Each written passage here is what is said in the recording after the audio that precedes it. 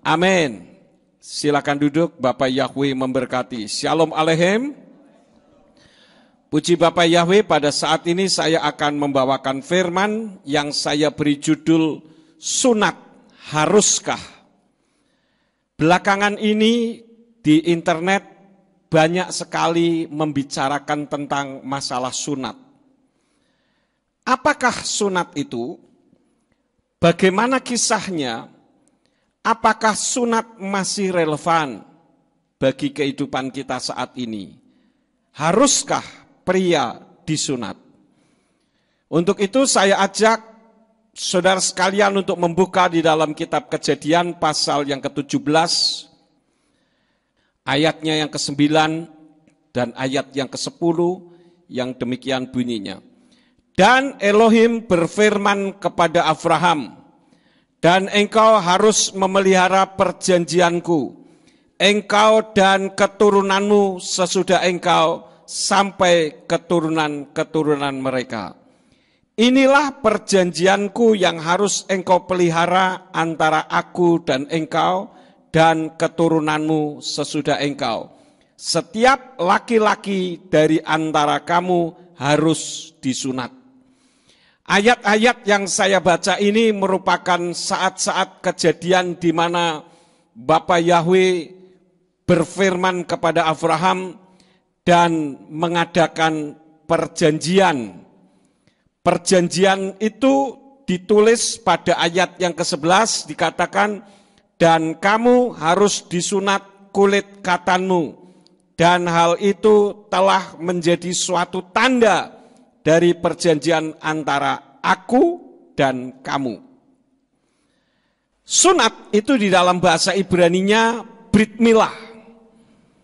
Ini merupakan satu tanda perjanjian antara Yahweh dengan Abraham. Dan biasanya kalau kita membaca di dalam ayat-ayat selanjutnya setelah perjanjian itu dilakukan oleh orang Ibrani pada hari yang ke-8, yaitu sunat kulit katan, di mana orang asing akan terhisap sebagai keturunan Abraham karena ada tanda perjanjian. Jadi apa yang saya baca tadi merupakan kisah atau sejarah diawalinya sunat fisik sebagai tanda perjanjian antara Yahweh dengan Abraham. Nah, kalau kita membaca ayat-ayat selanjutnya, saudara-saudara, ternyata kata sunat di situ tidak berbicara tentang sunat fisik, tetapi merupakan tanda komitmen bagi Yahweh, dan di dalam bahasa Ibrani merupakan idiom yang melambangkan komitmen untuk Yahweh. Idiom itu apa? Kalau di dalam bahasa Indonesia itu idiom, ya.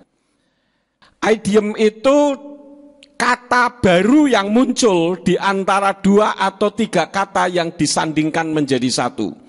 Seperti beberapa minggu yang lalu saya sudah sampaikan idiom di Indonesia, misalkan matahari. Matahari itu idiom.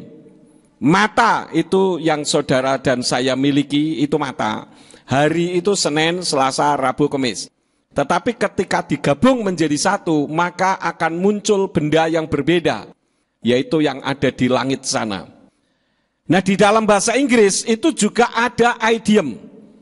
Misalnya early bird, ya, early itu artinya awal, bird itu burung. Jadi early bird seharusnya berarti burung awal. Tetapi di dalam idiom bahasa Inggris yang dimaksud dengan early bird adalah orang yang bangun pagi-pagi. Kemudian contoh yang lain misalkan a bay window. Bay itu artinya teluk, window itu artinya jendela. Jadi kalau ada kalimat yang berbunyi a bay window, seharusnya artinya adalah jendela teluk. Tetapi di dalam idiom bahasa Inggris, kata a bay window itu artinya perut buncit atau orang gemuk. Jadi memiliki makna yang berbeda. Contoh yang lain misalkan bang on. Bang itu bank yang kita kenal itu ya. On itu pada. Tetapi kalau bank on itu artinya mempercayai pada atau tergantung pada. Ini saya berikan contoh-contoh idiom terlebih dahulu. Yang selanjutnya yang keempat contohnya adalah bank up. Bank itu yang kita kenal, bank yang ada itu, up itu artinya naik. Tetapi kalau bank up itu artinya menyusun atau percaya. Padahal menyusun itu ada bahasa Inggrisnya sendiri. Arrange itu menyusun, percaya itu believe. Tetapi kalau bank up itu bisa berarti menyusun atau percaya. Terus ada lagi yang dalam bentuk sebuah kalimat, misalkan face like thunder. Face itu wajah, like itu seperti, thunder itu guntur. Jadi kalau face like thunder itu artinya wajah seperti guntur. Tetapi karena ini merupakan idiom, maka face like thunder itu artinya sangat marah terhadap suatu hal. Ini contoh-contoh idiom. Saya berikan beberapa supaya saudara bisa memahaminya. Kemudian ada lagi face the music. Face itu wajah, music itu musik. Jadi kalau wajah musik itu sebetulnya bisa diterjemahkan face the music. Tetapi kalau kita melihat kata face the music itu artinya bertanggung jawab terhadap suatu hal yang salah. Yang lebih lucu lagi, yang berbentuk kalimat yang sebetulnya mempunyai makna yang baik. Contohnya fly on the wall. Fly itu terbang, on the wall itu di atas tembok. Ya. Jadi fly on the wall itu sebetulnya kalau diterjemahkan kata per kata dari orang yang tidak memahami bahasa Inggris, maka akan mengatakan terbang di atas tembok. I fly on the wall. Saya terbang di atas tembok. Tetapi bagi orang yang paham bahasa Inggris, mereka akan tahu bahwa fly on the wall itu artinya melihat suatu peristiwa. Jadi kalau I fly on the wall itu artinya saya melihat suatu peristiwa, bukan saya terbang di atas tembok. Nah, ini salah satu contoh daripada idiom. Misalkan wait on. Wait itu menunggu, on itu pada. Tetapi kalau wait on itu artinya melayani. Padahal melayani ada bahasa Inggrisnya sendiri, yaitu serve. Kemudian yang terakhir saya berikan contoh line up. Line itu garis, up itu naik. Jadi line up seharusnya berarti garis naik. Tetapi bagi orang yang paham bahasa Inggris, mereka akan tahu bahwa yang dimaksud line up adalah antri. Jadi kalau kita ngantri itu namanya line up. Tetapi kalau kita tidak tahu, kita ada di garis naik, kira-kira begitu ya. Jadi ini contoh-contoh di dalam idiom bahasa Inggris. Nah, di dalam kitab suci kita, itu ternyata banyak sekali idiom-idiom bahasa Ibrani. Bukan idiom bahasa Yunani. Tetapi karena ini idiom Ibrani, diterjemahkan dengan pola pikir Yunani, maka hasilnya keliru. Seperti misalkan tadi, I fly on the wall. Everybody, I fly on the wall. Saudara akan berpikir, saudara-saudara, saya terbang di atas tembok. Padahal artinya, saudara-saudara, saya melihat suatu peristiwa. Begitu. Nah, ini salah satu contoh. Jadi kalau ada idiom Ibrani, tetapi diterjemahkan dengan cara Yunani, hasilnya akan berbeda. Demikian pun kalau kita membaca bahasa Inggris, sedangkan bahasa Inggris itu merupakan idiom, maka kita akan menerjemahkan yang salah. Nah, demikian pun kata sunat, itu rupanya tidak selalu berbicara tentang sunat fisik, saudara-saudara. Tetapi berbicara tentang idiom Ibrani. Contohnya, ada beberapa ayat. Saya ambilkan yang pertama di dalam kitab Yirmiyahu pasal yang keempat, ayat yang keempat. Tadi saya sudah katakan sunat itu bahasa Ibraninya apa? Brit milah. Ya. Tetapi di dalam Yirmiyahu pasal 4 ayat 4, di sana ditulis, sunatkan dirimu bagi Yahweh dan buanglah kulit katan hatimu, hai orang-orang Yehuda dan yang tinggal di Yerusalem. supaya murkaku tidak menyala seperti api dan membakar, dan tidak ada seorang pun yang dapat memadamkan oleh karena kejahatan perbuatanmu. Di sini ada kata sunatkan dirimu dan buanglah kulit katan hatimu. Sekarang saya mau tanya, apakah hati kita punya kulit katan? Tidak ada, saudara-saudara. Tetapi kenapa di sini ditulis ada suruh membuang kulit katan? Di dalam kitab berbahasa Ibrani, di dalam Tenak, di sana berbunyi, Himolu la Yahweh wahasiru arlot levavkem is Yehuda wa Yosfei Yerusalem pentetse kais kamati uvaara wa ein mekabe mipnei roa ma'alaikem. Di sana kata sunatkan menggunakan kata himolu. Himolu itu merupakan idiom bahasa Ibrani yang arti di dalam bahasa Inggrisnya commit yourself. Artinya kita ini harus punya komitmen terhadap diri kita sendiri untuk Bapak Yahweh. Kemudian kata hasiru arlot levavkem itu artinya commit yourself fully. Artinya bukan hanya sekedar komitmen, tetapi komitmen sepenuhnya. Seluruh eksistensi tubuh kita. Itulah yang Tuhan kehendaki di dalam kehidupan kita. Jadi kalau kita membaca istilah sunat dan sebagainya, jangan selalu asosiasi kita memotong kulit katan. Karena kata sunat itu brit milah dan itu dipergunakan pada saat perjanjian antara Yahweh dengan Bapak Abraham.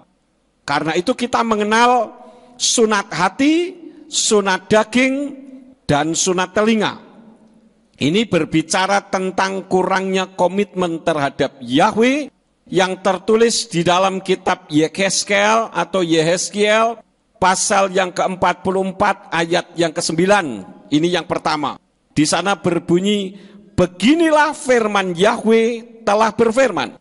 Semua bani asing yang tidak bersunat hati dan tidak bersunat daging tidak boleh masuk ke dalam tempat kudusku, yaitu semua bani asing yang ada di tengah-tengah bani Israel.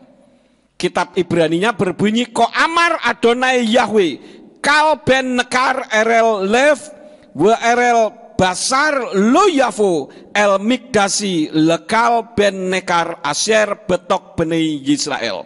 Jadi kata masalah sunat di sana ada istilah sunat hati dan sunat daging. Ini semua berbicara tentang idiom yang artinya komit. Jadi arti dari ayat ini, semua bani asing yang tidak bersunat hati, artinya yang tidak punya komitmen sungguh-sungguh kepada Tuhan, yang tidak sepenuhnya komitmen, tidak boleh masuk ke dalam tempat kudusku, ke sinagoga, yaitu semua bani asing yang ada di tengah-tengah bani Israel. Lah bagaimana kalau ada bangsa asing atau goyim yang berada bersama-sama dengan Bani Israel dan mereka punya komitmen dengan Bapa Yahweh? Bolehkah mereka masuk ke bait kudus Yahweh? Boleh, saudara-saudara. Jadi ini tidak berbicara tentang sunat. Nanti kita akan tahu bukti-buktinya. Kemudian contoh yang lain adalah Habakuk atau Habakuk 2 ayat yang ke-16. Di sana berbunyi, engkau telah kenyang dengan kejijikan sebagai ganti kemuliaan. Mabuklah engkau dan jadilah seperti orang-orang yang tidak bersunat. Piala dari tangan kanan Yahweh akan mengelilingmu dan rasa malu akan menjadi kemuliaanmu. Ini berbicara tentang orang-orang yang tidak punya komitmen dengan Bapa Yahweh. Pasti akan dipermalukan oleh kemuliaan Bapa Yahweh. Karena itu di dalam kitab Ibrani berbunyi, Safaita kalon mikafot sete gam ata wa hearel tisof aleka kos yemim Yahweh wa kikalon al kefodeka. Jadi yang dimaksud tidak bersunat di situ artinya orang yang tidak punya komitmen. Nah, dalam kesempatan ini juga Tuhan menghendaki di dalam kehidupan kita, kehidupan saudara dan saya, untuk kita punya komitmen yang sungguh-sungguh kepada Bapa Yahweh. Contoh yang lain lagi di dalam Kisah 7 ayat yang ke-51. Di sana berbunyi, hai orang-orang yang keras kepala dan yang membuat bersunat dalam hati dan telinga, kamu selalu menentang Ruach HaKodes sebagaimana para leluhurmu, kamu juga. Di dalam kitab Afrit Akadasa berbunyi, Kesei oref kifdei lev wa arlei ozen mamrim heyitem tamit im Ruach HaKodes gam atem gam avotaikem. Di sana kata bersunat dalam hati dan telinga, ini berbicara tentang orang-orang yang tidak memiliki komitmen dengan Tuhan, yang selalu menentang Ruach HaKodes. Jadi orang yang tidak punya komitmen dengan Tuhan, selalu di dalam kehidupannya menentang Ruach HaKodes atau menentang Roh Kudus. Itulah sebabnya dalam kesempatan ini Bapa Yahweh menghendaki supaya kita semua, baik saudara yang ada di depan saya, maupun saudara semua yang ada di seluruh dunia yang mendengarkan firman ini melalui YouTube, saudara harus punya komitmen dengan Tuhan yang benar, yaitu Bapa Yahweh yang disembah oleh Bapa Abraham, Yitzhak, dan Yakub. Kemudian di dalam Kisah 11 ayat yang ketiga, di sana berbunyi sambil berkata, engkau telah pergi kepada orang-orang yang tidak bersunat dan makan bersama mereka. Bait Anasim Arelim Bata Watitaref Bam Leekol Itam Lakem. Di situ kata tidak bersunat itu berbicara tentang orang yang tidak punya komitmen. Jadi Bapak Yahweh ini sangat tidak suka dengan orang yang tidak punya komitmen. Saudara dan saya harus punya komitmen di hadapan Tuhan. Karena itu yang digandaki oleh Bapak Yahweh. Dan ada hal-hal tertentu ketika kita mempunyai komitmen di hadapan Tuhan, di mana Tuhan melakukan sesuatu bagi kita. Ayat yang lain di dalam kitab Yeremiyahu atau Yeremia pasal 6 ayat yang ke-10. Di sana berbunyi, biarlah kepada siapa aku berbicara dan memberi kesaksian, mereka dapat mendengarkan. Lihatlah, telinga yang tidak bersunat dan tidak mampu untuk mendengarkan. Lihatlah firman Yahweh telah menjadi celaan bagi mereka. Mereka tidak menyukainya. Almi adabra wa aida wa yismau hine arela asnam wa lo yuklu lehaskif hine devar Yahweh haya lahem lekerpa lo yakpet sufo. Jadi kata telinga yang tidak bersunat itu bukan berarti telinga yang tidak dipotong. Tetapi yang dimaksud adalah orang yang tidak punya komitmen. Jadi orang yang punya komitmen, jika berada di tengah-tengah orang yang tidak komitmen, maka orang itu akan menjadi celaan. Walaupun benar, dia akan dicela. Ini yang Tuhan tidak kehendaki di dalam kehidupan kita. Oleh karena itulah, sebagai orang yang sudah mengenal kebenaran, yaitu Bapa Yahweh, kita harus punya komitmen. Ini yang Tuhan kehendaki di dalam kehidupan kita. Nah, saya ingin sampaikan bahwa keselamatan itu tidak ditentukan oleh sunat khatan. Kenapa? Ada beberapa hal, saya renungkan di sini ada 8 hal, bahwa keselamatan itu tidak ditentukan oleh sunat khatan. Karena yang pertama, sunat itu tanda perjanjian antara Yahweh dengan Abraham. Tanda perjanjian. Seperti ketika kita melihat pelangi, kita ingat itu tanda perjanjian antara Bapa Yahweh dengan siapa? Dengan Noah. Kemudian ketika kita melihat rambutnya Simson, itu merupakan tanda perjanjian antara Yahweh dengan siapa? Istrinya Manoah, yaitu rambut anaknya. Itulah sebabnya ketika rambutnya Simson dipotong, maka Simson tidak punya kekuatan. Jadi kalau orang mengatakan kekuatan Simson ada pada rambutnya, salah saudara-saudara. Rambut itu tanda perjanjian. Ketika tanda perjanjian itu dipotong, artinya sudah tidak lagi punya komitmen, maka dia bisa dikalahkan. Itulah sebabnya ketika rambutnya Simpson dipotong karena dia membuka rahasia komitmennya orang tuanya dengan Yahweh, apa yang terjadi? Dia mengalami kekalahan demi kekalahan. Demikian pun di dalam kehidupan kita, kehidupan saudara dan saya. Kalau kita tidak punya komitmen dengan Bapa Yahweh, kita akan hidup kalah dan selalu kalah.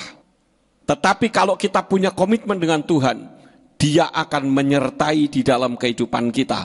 Ruach HaKodes akan berdiam di dalam hati kita untuk memberikan nasihat di dalam hidup kita. Maka apa yang kita lakukan selalu berhasil, kata firman. Jadi saudara-saudara, keselamatan itu tidak ditentukan oleh sunat khatan. Ini yang pertama. Karena sunat itu hanya tanda perjanjian antara Yahweh dengan Abraham sebagai bukti komitmen. Yang kedua, tanda perjanjian goyim, yaitu saudara dan saya, yang di dalam kitab suci terjemahan Yayasan Lembaga Alkitab Indonesia diterjemahkan dengan kata kafir.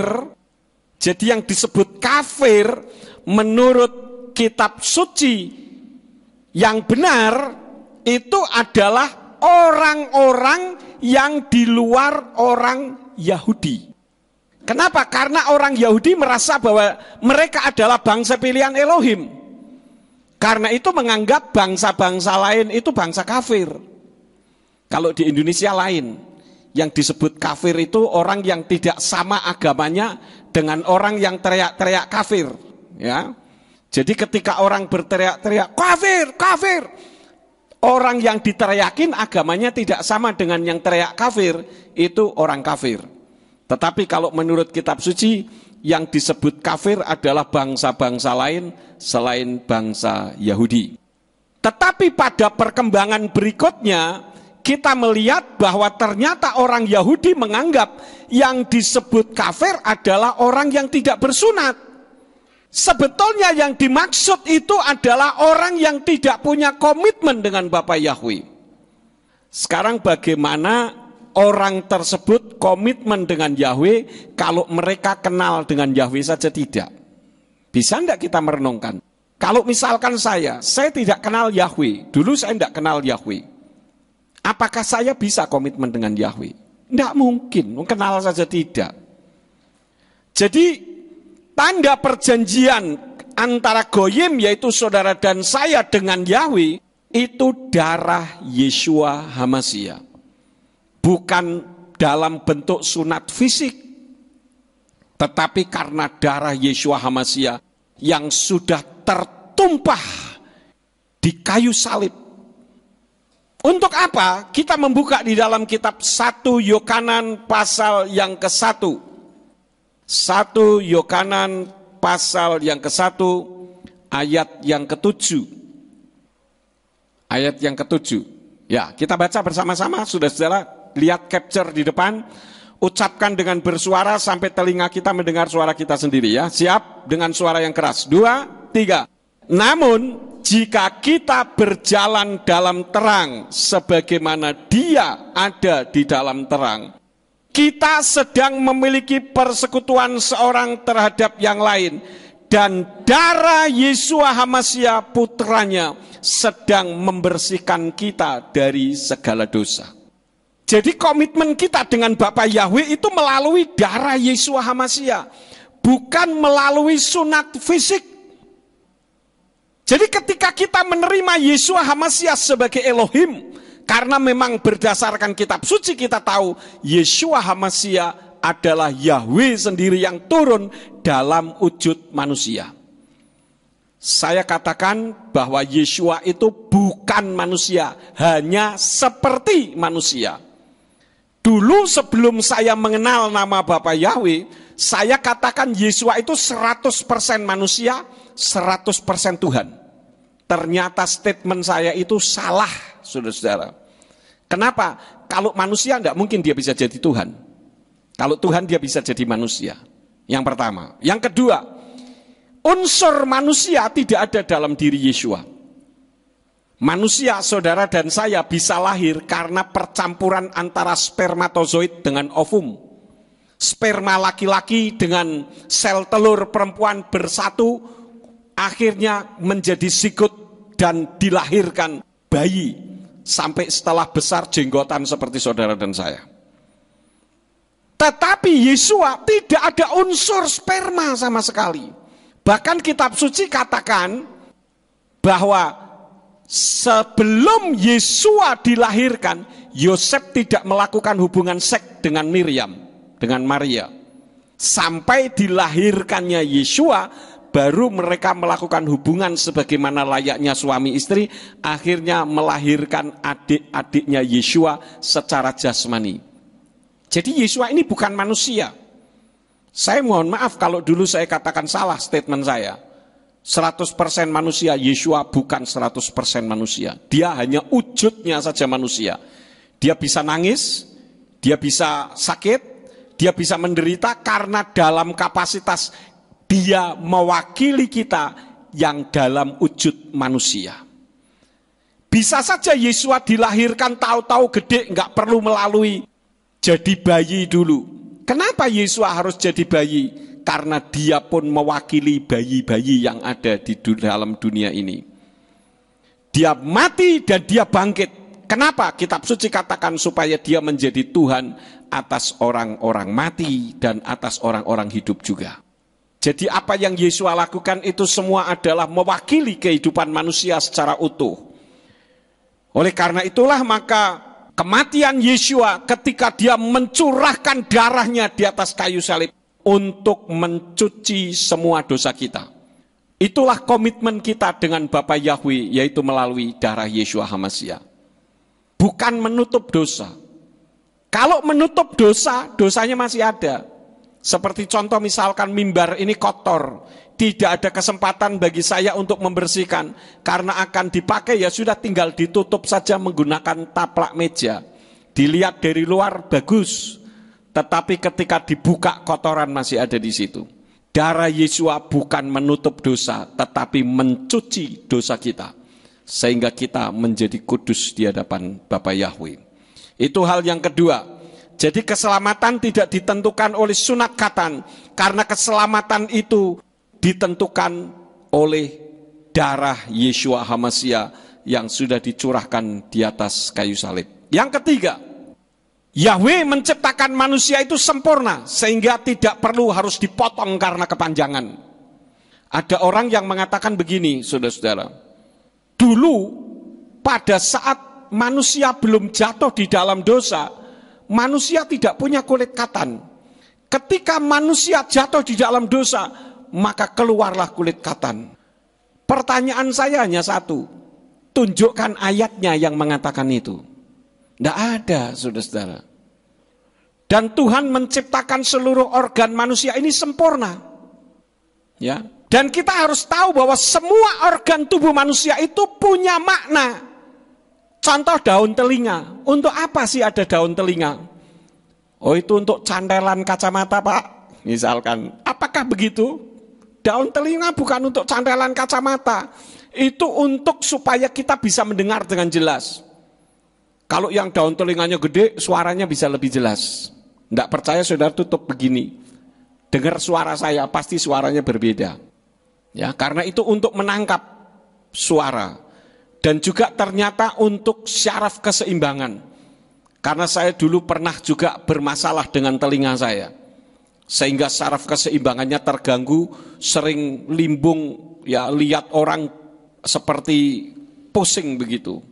Kemudian usus buntu. Orang katakan usus buntu itu tidak ada gunanya. Saya bukan dokter, ada dokter Teti di sini ya. Dokter Tati, saya tidak tahu bagaimana dengan usus buntu. Ada gunanya enggak? Belum tahu ya. Saya katakan usus buntu tetap ada gunanya. Karena saya ini sudah dipotong usus buntunya. Ketika saya refleksi ke belakang, sebelum saya dipotong usus buntunya, dengan setelah saya dipotong, powernya berbeda. Sangat berbeda. Katakanlah kalau dulu 100%, sekarang 70%. Artinya bahwa usus buntu itu tetap berguna. Walaupun dokter sampai sekarang saya cari di internet belum menemukan gunanya untuk apa. Kuku itu juga ada gunanya, saudara-saudara. Coba saudara coplok kuku saudara. Susah itu ya. Apalagi kalau gatel ya. Untuk garuk susah. Jadi apa saja yang Tuhan ciptakan itu ada manfaatnya, ada gunanya. Termasuk kulit katan. Itu diciptakan Tuhan untuk melindungi bagian yang sensitif dalam kelamin manusia. Termasuk kelopak mata. Mbok manusia ndak usah kasih kelopak mata, biar lihat terus. Kenapa? Ternyata kelopak mata itu juga berguna untuk melindungi bola mata. Ketika ada bola lari menghadap ke mata kita, langsung mata kita nutup secara refleks. Ya. Itu karena untuk melindungi bola mata.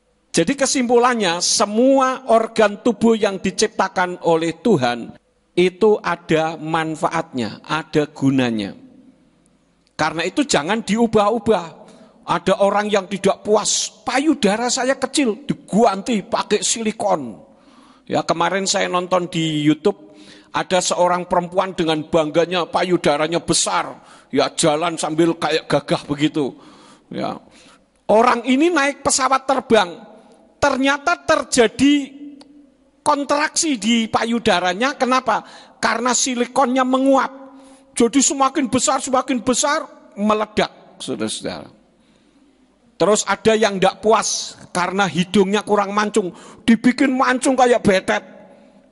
Kalau saudara lihat bencong, waria ya, di Semarang itu ada yang saya lihat wajahnya ngeri, saudara-saudara. Tapi dia bangga dengan wajah yang wah, kalau dilihat sebetulnya mengerikan. Tapi orang ini bangga. Hidung pesek enggak terima. Padahal hidung pesek itu juga ada yang hoki, istilah orang Cina ya, menguntungkan. Itu ada bintang film yang pesek, siapa namanya? Siapa? Yati pesek. Wah, duitnya banyak. Itu yang hebat apanya? Peseknya itu, saudara-saudara. Jadi apa yang Tuhan berikan, ya kita terima saja ya. Nggak usah aneh-aneh. Yang kulitnya hitam pengen putih, pakai obat krim pemutih sampai kayak itu bintang film penyanyi yang mati itu siapa? Michael Jackson. Itu orang kulit hitam dibuat kulitnya jadi putih, mengerikan malah, saudara-saudara. Yang kulit putih pengen hitam, memang orang itu aneh, benar-benar enggak puas dengan apa yang Tuhan berikan. Yang rambutnya keriting, pengen lurus, diapain itu namanya, dicatok itu ya, rebonding ya. Lah yang lurus pengen kril, pengen keriting, dikeriting. Waduh, kadang saya bingung juga kalau lihat orang ini, aneh saja ya. Hujan terus ya ndak terima, panas terus ya ndak terima. Jadi manusia ini memang ciptaan Tuhan yang paling rewel ya, paling sulit diatur. Jadi kembali saudara-saudara, untuk masalah kulit katan, yang sudah punya kulit katan tidak usah dipotong-potong. Dan yang sudah dipotong tidak usah mikir nyambung-nyambung lagi. Yang penting apa yang sudah terjadi itulah kita terima. Sekarang kita sudah tahu bahwa manusia kita khususnya diciptakan sempurna oleh Bapa Yahweh. Itu hal yang ketiga.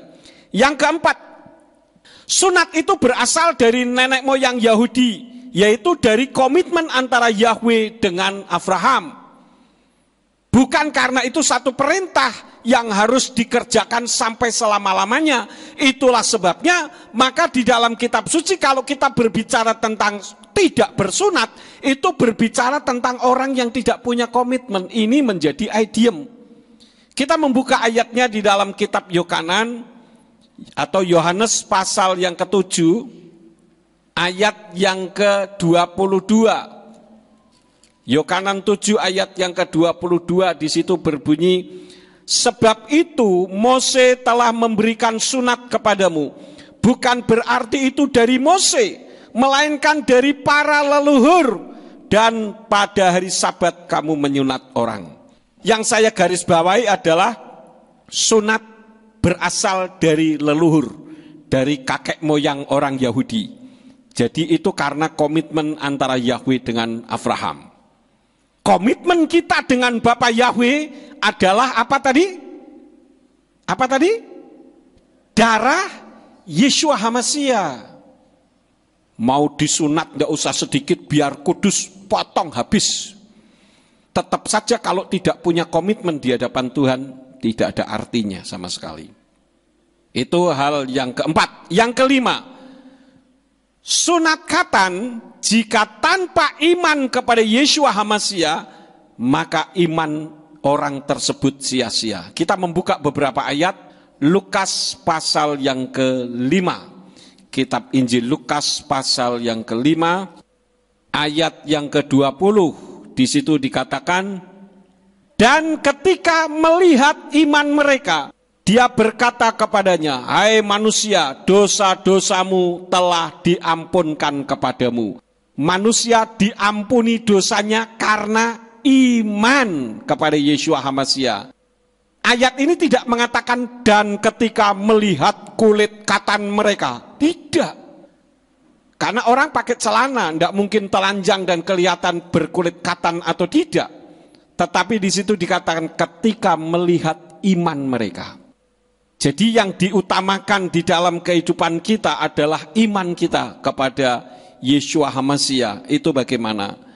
Kemudian kita membuka lagi di dalam kitab Galatia.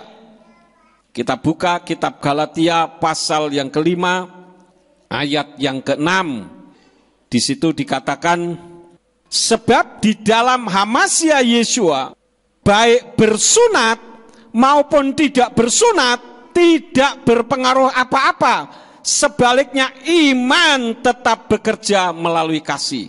Ini Rabi Saul berbicara kepada sidang jemaat di Galatia, membicarakan tentang sunat fisik. Karena itu dia katakan kamu mau sunat fisik atau tidak ada gunanya. Yang berguna adalah iman karena kasih Yeshua HaMashiach tadi. Kita buka lagi Roma pasal yang ketiga. Roma pasal yang ketiga ayat yang ke-30. Sebab sesungguhnya Elohim itu Esa. Dialah yang akan membenarkan sunat atas dasar iman. Jadi dasarnya adalah iman. Dan yang bukan sunat melalui iman. Artinya bahwa Tuhan menghendaki kita ini memiliki iman untuk membuktikan bahwa kita punya komitmen kepada Bapa Yahweh, yaitu iman kepada Yeshua HaMashiach yang sudah mencurahkan darahnya bagi kita. Jadi bukan sunat fisik. Dan bukan hanya sekedar percaya. Oh saya percaya Yeshua. Oh saya percaya Yahweh. Semua orang bisa katakan itu. Coba kita membuka ayatnya di dalam Yakub pasal yang kedua.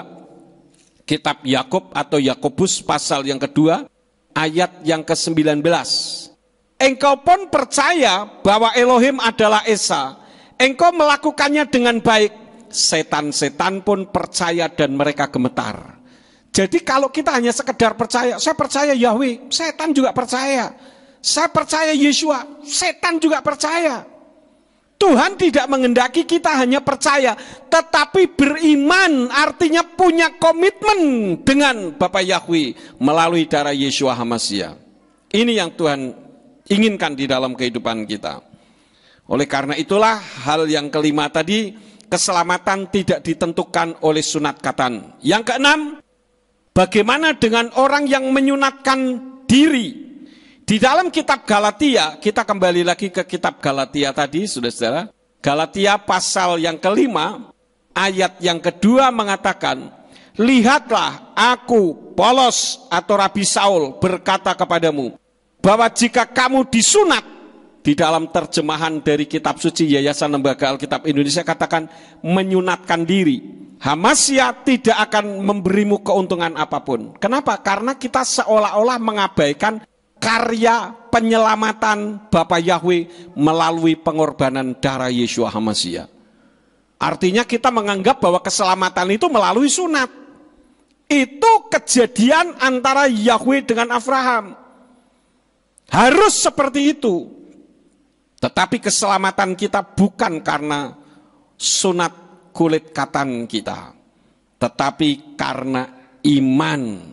Karena kita punya komitmen dengan Bapa Yahweh melalui darah Yeshua HaMashiach. Jadi jangan menyunatkan diri. Artinya kalau saya percaya kepada Yeshua dulu dari kepercayaan lain saya sudah disunat, ya sudah. Rabi Saul katakan tidak usah meniadakan tanda sunat. Mungkin pergi ke dokter operasi plastik supaya tanda sunatnya hilang. Tidak ada gunanya itu. Yang penting sekarang ini mari kita komitmen kepada Tuhan. Itu yang Tuhan kehendaki. Yang ketujuh, Ruach HaKodes mengurapi orang goyim yang tidak disunat secara fisik. Ini sebagai bukti bahwa Tuhan menyertai orang-orang yang tidak bersunat fisik.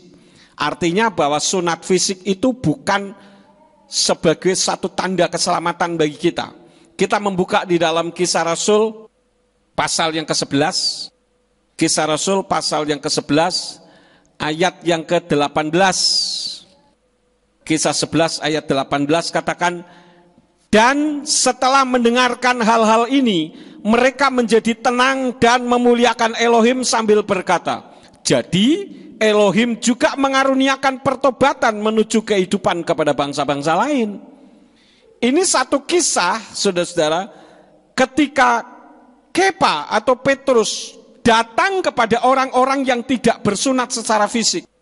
Artinya secara idiom orang yang tidak punya komitmen karena tidak kenal Yahweh. Dan tentu saja Yeshua HaMashiach. Nah, mereka ini dikomplain oleh murid-murid Yeshua pada saat itu. Kita baca ayat yang ketiga. Sambil berkata, engkau telah pergi kepada orang-orang yang tidak bersunat dan makan bersama mereka. Jadi ini rasul-rasul ini diomelin sama murid-murid Tuhan yang lain. Loh, mereka kan tidak bersunat secara fisik. Tapi Rasul Kepa mengatakan apa? Lah sekarang kalau Ruach HaKodes saja mengurapi mereka, Ruach HaKodes saja menyelamatkan mereka, kok kamu rewel? Yang punya hak kan Tuhan. Itu membuktikan bahwa sunat fisik itu tidak menyelamatkan. Bagi saudara dan saya orang-orang goyim yang menurut terjemahan Yayasan Lembaga Alkitab Indonesia, kita ini orang kafir karena bangsa-bangsa lain selain bangsa Yahudi, kita dapat diselamatkan karena darah Yeshua HaMashiach. Jadi bukan karena sunat fisik. Yang kedelapan, dengan demikian kesimpulan kafir itu bukan karena tidak bersunat, tetapi orang yang tidak punya komitmen dengan Yahweh. Komitmen itu yang bagaimana? Kitab Mazmur pasal 1 ayat yang ke-1 mengajarkan kepada kita. Mari kita membuka ayatnya. Mazmur pasal 1 ayat yang ke-1. Berbahagialah orang yang tidak berjalan menurut nasihat orang fasik, yang tidak berdiri di jalan orang berdosa, dan tidak duduk dalam kumpulan pencemooh. Artinya begini, kita tidak terlibat kesalahan di hadapan Tuhan karena kita menduakan Tuhan. Kita sudah tahu kebenaran. Ya, kemarin saya nonton videonya Pak Lukas di YouTube ketika dia berada di Thailand. Backgroundnya adalah tempat penyembahan berhala di sana. Ya, ada patungnya besar-besar 2. Dia katakan, kira-kira kalau orang yang percaya kepada Bapa Yahweh, ibadah di tempat yang seperti itu cocok atau tidak? Tentu tidak cocok, karena bukan di situ tempatnya. Ya. Lalu Pak Lukas ngomong begini, sekarang kalau misalkan ada orang judi sabung ayam, ya, ini realitas di dalam kehidupan. Ada seseorang sedang judi sabung ayam, saudara lewat, saudara tidak ikut judi. Kemudian saudara ada di situ. Ketika polisi datang digerebek, kira-kira saudara dibawa ke kantor polisi tidak? Dibawa, dianggapnya apa? Terlibat. Apalagi zaman sekarang, saudara-saudara. Misalkan, saya punya toko, kemudian ada orang jual barang kepada saya tahu harga barang itu, katakanlah 1 juta. Tapi orang itu datang kepada saya, membawa barang, Pak saya mau jual barang ini masih baru asli, ini ada segelnya semua, harganya cuma 400.000. Wih murah banget, ya kan? Saya beli, saudara. Saya beli dari orang itu. Ternyata orang itu ketangkap. Ternyata orang ini adalah pencuri. Nah, saya yang membeli dari orang itu, saya tidak kenal sama orang itu. Saya ikut terlibat enggak? Terlibat. Dijadikan apa? Dianggap sebagai apa? Penadah. Saya enggak ada urusan. Nah, itu yang disebut komitmen kita dengan Tuhan. Apa yang saya sampaikan ini didengar di seluruh dunia, dan bagi saudara yang mendengar kebenaran ini, dengarkan dengan baik. Ada satu hal, tadi pagi saya sudah sampaikan. Kita boleh berada di satu tempat, di mana di situ nama Yahweh tidak ditinggikan, bahkan dihina habis-habisan. Hanya dengan satu syarat, yaitu apabila kita di situ memberitakan kebenaran. Karena itu saya mensitir perkataan seorang pendeta penginjil terkenal dari Jerman yang bernama Reinhard Bonke. Dia katakan apa? Kalau kamu berdiri di atas gunung es, cairkan gunung es itu, atau kamu akan membeku bersama dengan gunung es itu. Paham saudara-saudara? Kita harus mencairkan gunung es itu. Kalau kita merasa tidak mampu mencairkan gunung es, jangan kita berdiri di atas gunung es, karena kita pasti akan membeku bersama dengan gunung es. Kita pergi ke tempat yang lain. Itu yang dimaksud dengan komitmen. Kemudian yang selanjutnya, pertanyaan yang sering kali muncul, kenapa Yesua disunat? Tadi dikatakan bahwa sunat itu bukan tanda bagi kita untuk menerima jaminan kepastian keselamatan. Tetapi kenapa Yesua disunat? Kita membuka di dalam Lukas pasal 2 ayat yang ke-21. Lukas 2 ayat yang ke-21 dikatakan, dan ketika 8 hari telah digenapi untuk menyunatkan bayi itu, namanya pun disebut Yesua, nama yang disebutkan oleh malaikat sebelum dia dikandung di dalam rahim. Jadi Yesua itu datang sampai disunat itu untuk menggenapi Torah. Karena itu Yesua pernah mengatakan di dalam kitab Matius pasal yang ke-5 ayat yang ke-17, dikatakan, janganlah mengira bahwa aku datang untuk membatalkan Torah atau kitab para nabi. Aku datang tidak untuk membatalkan, melainkan untuk menggenapi. Karena itu Yesua disunat. Dan oleh orang-orang Ibrani, mereka mengadakan perayaan yang disebut perayaan Simchat Torah. Jadi semua perayaan-perayaan yang ada itu selalu mengacu kepada Yesua. Ketika orang Yahudi merayakan perayaan Simchat Torah atau sukacita Torah, itu mereka merayakan tanda penutupan pembacaan Torah. Jadi mereka punya jadwal pembacaan Torah yang setiap saat mereka baca. Ketika sudah selesai batas waktu yang ditentukan, mereka merayakan sukacita Torah yang disebut dengan Simchat Torah, di mana mereka mengadakan pertemuan yang disebut Semini Atseret. Semini Atseret itu adalah pertemuan 8 hari, di mana mereka bersorak-sorak, mereka mengeluarkan Torah dari tempatnya, kemudian mereka menari-nari dengan memutar-mutar Torah. Itu yang disebut dengan Semini Atseret yang mereka lakukan, dan itu merupakan bentuk di mana Yesua menggenapi Torah ketika Yesua disunat pada hari yang ke-8. Lah kalau sekarang ini kan enggak disunat hari yang ke-8, sudah gede-gede, keras-keras dipotongin semuanya. Itu enggak ada di dalam kitab suci kita, aturan seperti itu. Kecuali Tuhan yang perintahkan, seperti kasus Mose yang disebut dengan pengantin darah itu. Itu karena Yahweh sendiri yang memerintahkan secara langsung. Karena apa? Tanda keselamatannya tidak ada, tanda komitmennya tidak ada. Jadi saudara-saudara, kesimpulannya sunat itu bukan relevan atau tidak relevan untuk dilakukan. Tetapi suatu kaidah komitmen yang pernah dilakukan antara Yahweh dengan Abraham dan dikukuhkan dalam pengorbanan darah yang kudus Yesua HaMashiach bagi bangsa Goyim, yaitu saudara dan saya, untuk masuk dalam karya keselamatan abadi dengan iman. Masih ada satu pertanyaan lagi. Bagaimana jika alasan untuk kesehatan? Boleh. Tetapi apabila orang tersebut tidak disunat, dia sakit. Jadi daging kulupnya dia nutup. Sehingga ketika ereksi sakit, itu bisa dipotong. Tetapi kalau tidak bermasalah kemudian dipotong dengan alasan supaya bersih, itu keliru. Karena orang yang disunat, kotor juga banyak, saudara-saudara. Itu tergantung dari orangnya. Tetapi yang harus kita utamakan adalah bagaimana komitmen kita dengan Bapak Yahweh. Yang jelas kitab suci memberikan janji kepada kita. Kalau kita komitmen dengan Bapak Yahweh melalui darah Yeshua HaMashiach, kitab suci katakan apa? Apabila firmanku tinggal di dalam kamu dan kamu tinggal di dalam aku, kitabnya mengatakan apa? Mintalah apa saja yang kamu kehendaki, maka engkau akan mendapatkannya. Wih, luar biasa. Tuhan nantang kepada kita, saudara-saudara, ya.